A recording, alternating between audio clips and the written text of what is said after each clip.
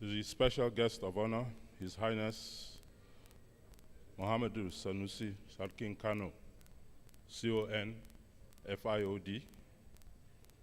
Our guest speaker, Professor Kingsley Moalu, OON.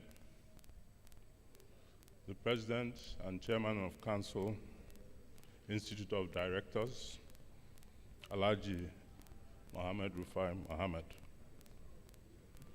Other past presidents here present. My name is Tunji Oyebanji, and I'm your interim coordinator this morning. Interim in the sense that I'm standing in for the person who will be holding forth. But in order to save time, we feel we should get the session kicking so that we can keep to our schedule. So the first order of business is the national anthem. So I'd implore you to all please rise as we take the national anthem.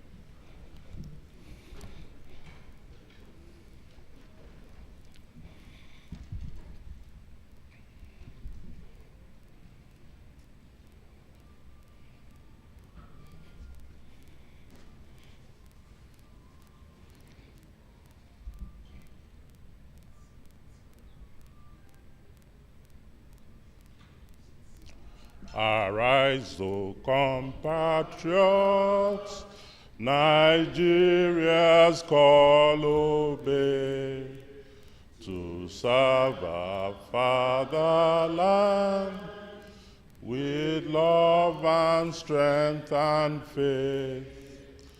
The labor of our heroes past shall never be in vain. Serve with heart and mind, one nation bound in freedom, peace and unity. Thank you. Please be seated. I was a bit hesitant about singing because I didn't want to betray the poor quality of my voice. I remember many years ago, I was in church, and we were singing hymns, and I felt that somebody around where I was standing seemed to be spoiling the tune. But I noticed that whenever I kept quiet, the singing generally improved. So I quickly came to the conclusion that I was the culprit, and I proceeded to keep my mouth shut.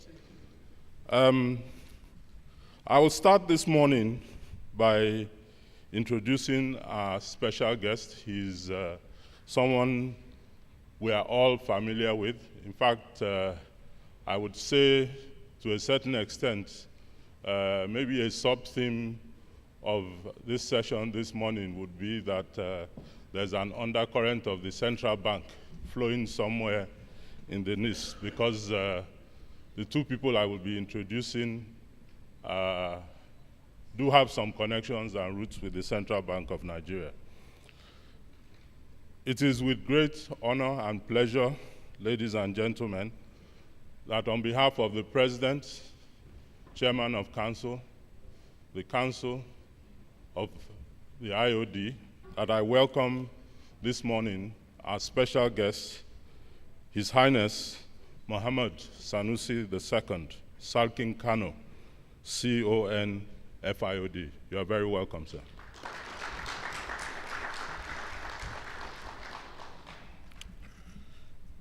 Equally, it is my distinct honor and privilege to welcome an erudite scholar, a former deputy governor of the Central Bank, in the person of Professor Kingsley Moalu, OON. You are very welcome, sir.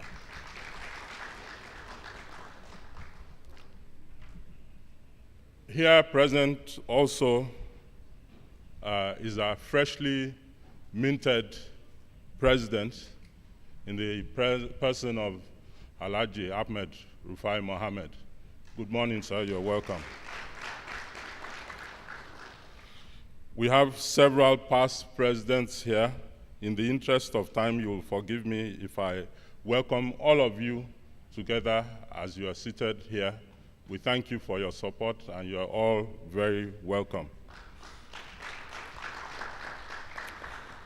The first item on our agenda, moving very quickly, is the welcome address by the chairman of the Annual Directors Conference Planning Committee, Dr. Fred Odutola.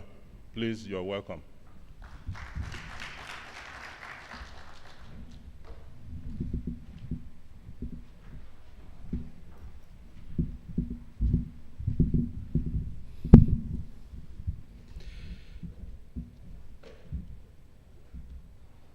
Good morning, Your Royal Highness, our special guest of honor, our keynote address speaker, the President and Chairman of Council of IoD. I came into this hall to see that the ambience of this hall alone welcomes us. Because when I was leaving at 3 a.m. to come and see what they were doing, I was still with trepidation that will they finish it and make it look beautiful in the morning. So I want to thank those who did that. On behalf of the IoD, I want to welcome all of us to the Annual Directors Conference. I happen to be the host by the delegation of the chief host, who is Alhaji Ahmed Rufai Mohammed. So all is set.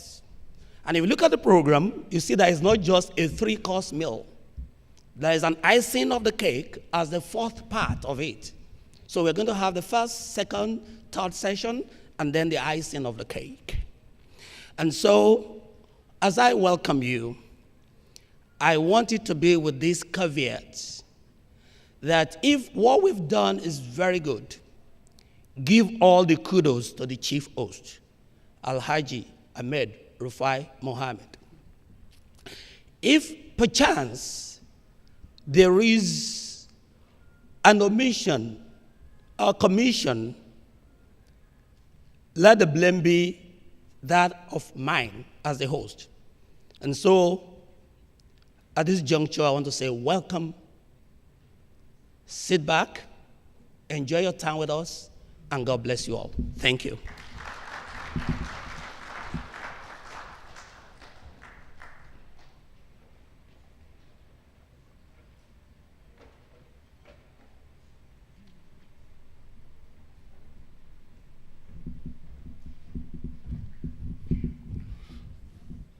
Thank you, Dr.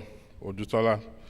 I apologize, I'm new at this job. I realized I probably should have been standing a bit closer, so I would have come quicker. So I'm sure by the end of the day, I'll become a professional at this. Ladies and gentlemen, it is my pleasure now to call on the President of the IoD, Alhaji Ahmed Rufai Mohammed, FIOD, to give us his opening remarks.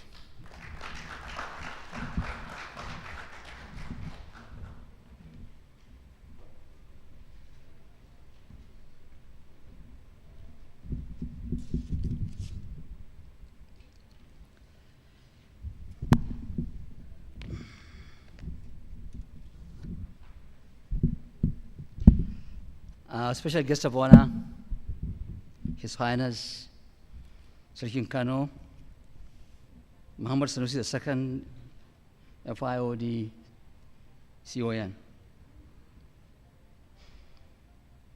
Our distinguished keynote speaker, Professor Kingsley Mohalu, former CBN Deputy Governor, founder and president, Institute for Governance and Economic Transformation.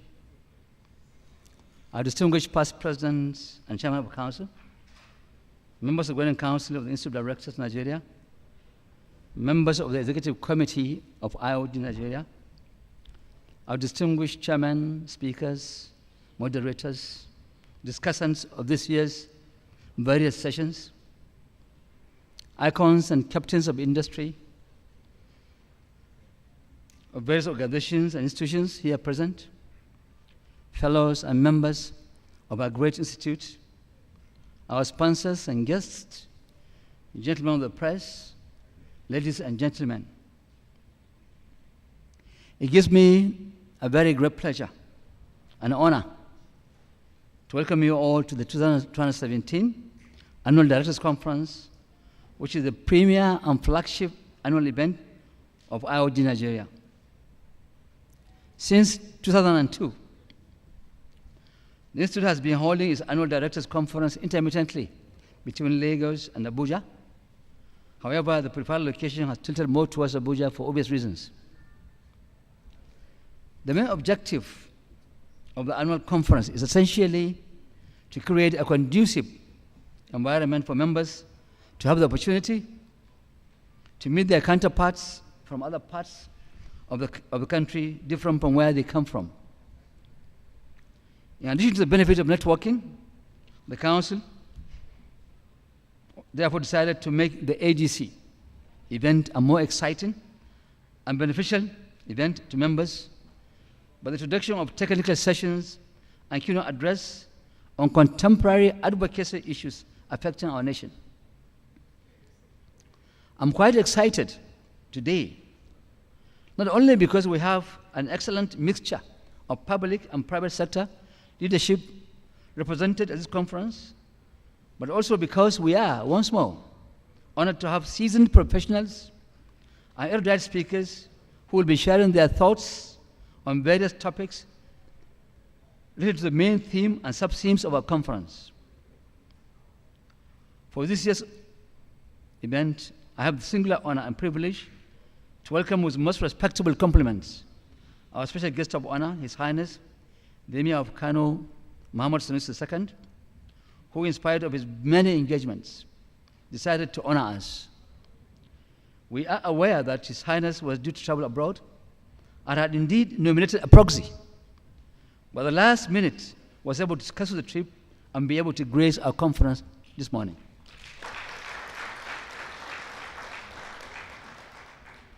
We are grateful to you, sir, for the opportunity to share in your deep fountain of knowledge and immense wealth of experience that's well recognized both nationally and internationally. Our keynote speaker is also another dynamo of many parts. Dr. Mohalu is a well-recognized intellectual and professional who has served as Deputy Governor of the CBN about the same time when our guest of honor was the governor. Dr. Mohalu is a man of many parts, a political economist, a lawyer, a professor, a scholar and lecturer at a number of reputable academic and professional institutions abroad. So welcome you, sir, and thank you for giving me the opportunity to hear from me today.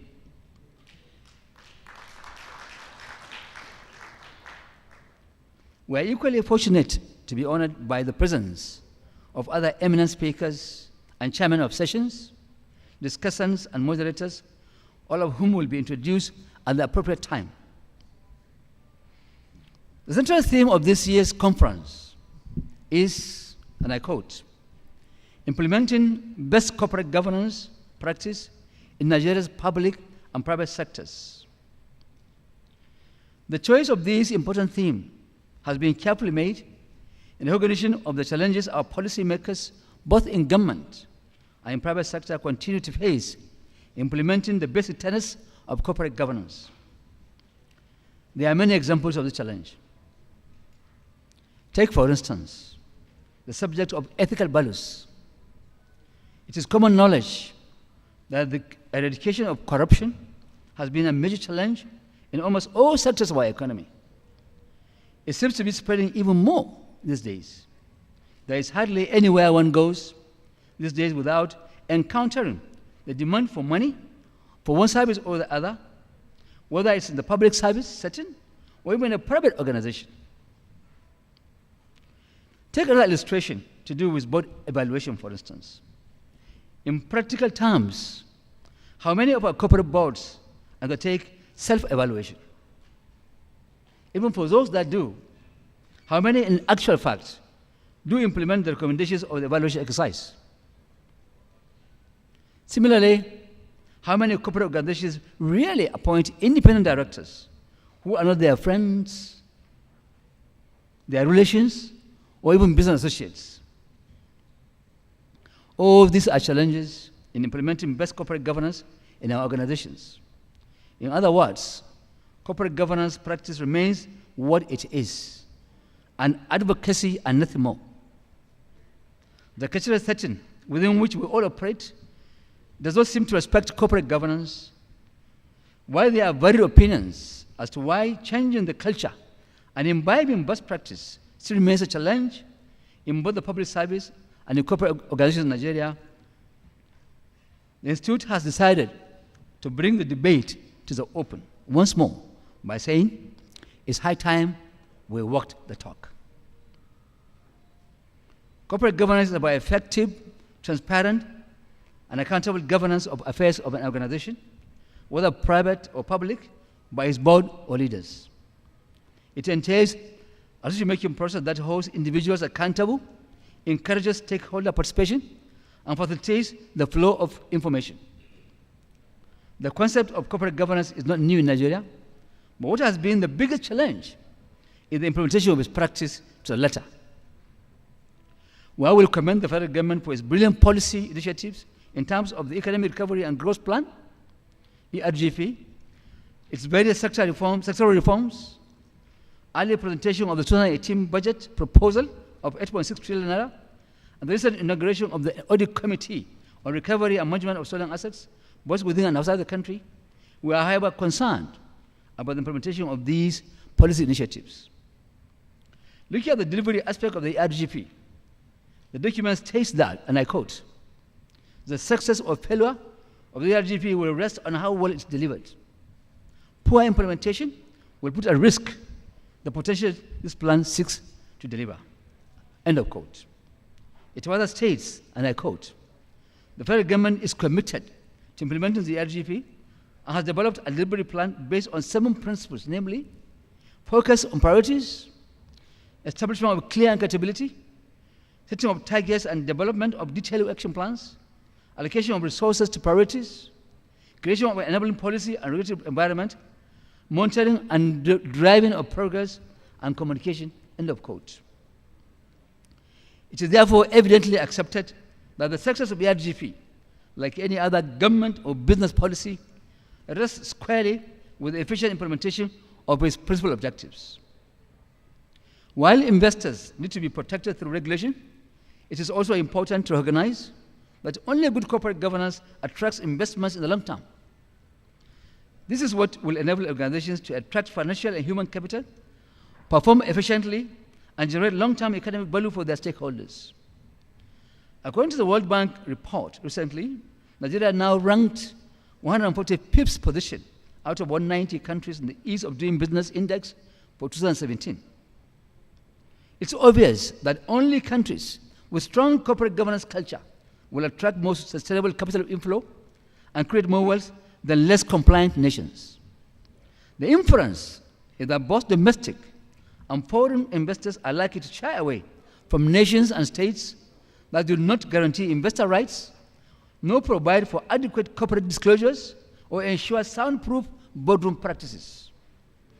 Your Excellencies, distinguished ladies and gentlemen, in spite of the efforts of our governments to attract investments, the problems of economic diversification, infrastructure decay, poor educational and technological skills, and unabated issues of security and rule of law continue to challenge us as a nation.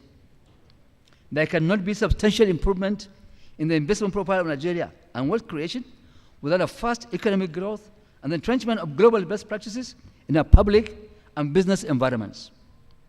At the end of the Millennium Development Goals period, it was clear that Nigeria had not met most of the targets. As the world transmits from NDGs to Sustainable Development Goals, SDGs, we need to find out what we have not done and what we need to do to move and maintain sustainable leadership position not only among the 8 developing nations or BRIC or MINT countries, but in the world economy at large. With over 70% of our population below 35 years, Nigeria offers a vibrant market for investors. It is indeed ranked among the 3 economies in Africa and 2 top 2 in sub-Saharan Africa.